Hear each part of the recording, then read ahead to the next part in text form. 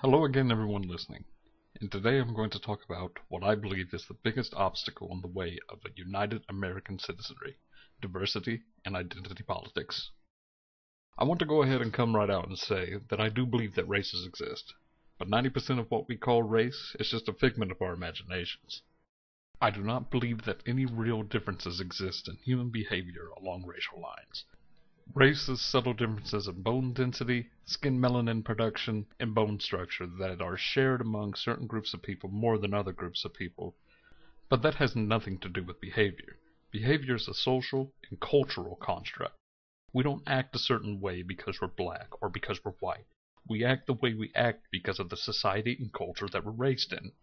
I personally believe that racial and cultural diversity is not a strength, it's a weakness. Though I don't mean this in the way that you think I mean this, in the way that a lot of people who say that mean that. I would wager that most people who claim that diversity is a weakness support racial nationalism or racial separatism, and I believe in neither.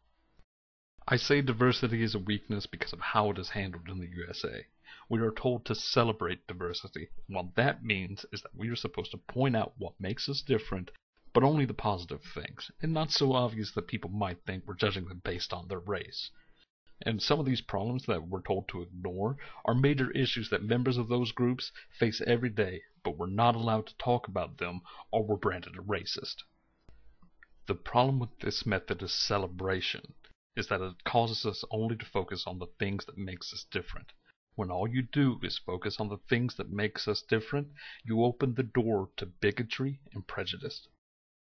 The way that we celebrate diversity in the USA has caused us to drift apart.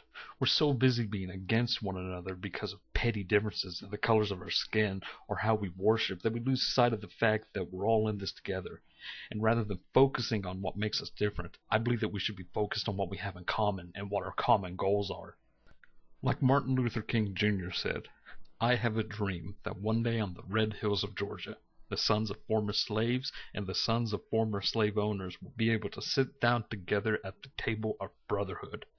And when I envision this American table of brotherhood, I see people from all different racial and cultural backgrounds come together under one single banner, under an American banner. Old Glory, the Stars and Stripes, that banner.